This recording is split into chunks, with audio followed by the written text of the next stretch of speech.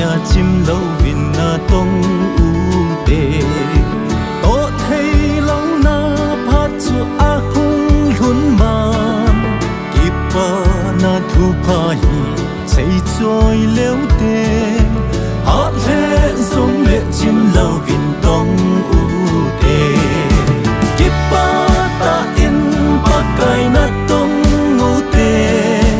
gun chu ta in a kin bo lu hi te hima va ki pa man got sa a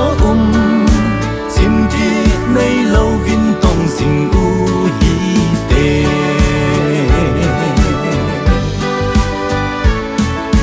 ngai lu na di ta in na tong u te ta san ta in a kin bo hin na i nei na ding mun pakaya ding in thi ma sao hi te kipa ta in pakai na tong ngu te gun chu ta in a kin bo lu hi te hima va kipa man got sa a chim di nei lo vin tong sing u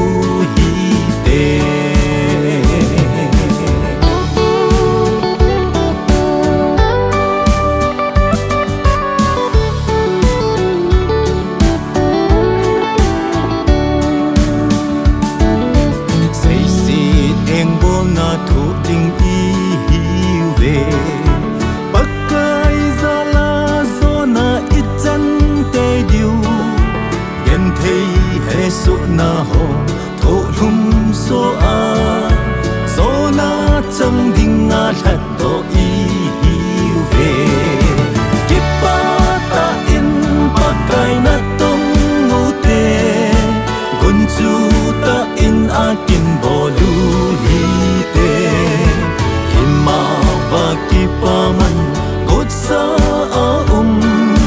chim di nei lo vin tong sing u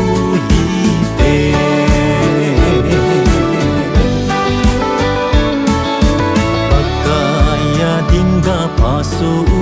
hi te mi hola a iva u ki lang han hina thu pha za la lo chân lu yi i hat nau zo si vin pong zal leo te kipa ta in pa kai na tong u te gun chu ta in a kin bo lu hi kipa man got sa a chim di nei lo vin tong sing u hi te kipa ta in pa kai na tong u te gun chu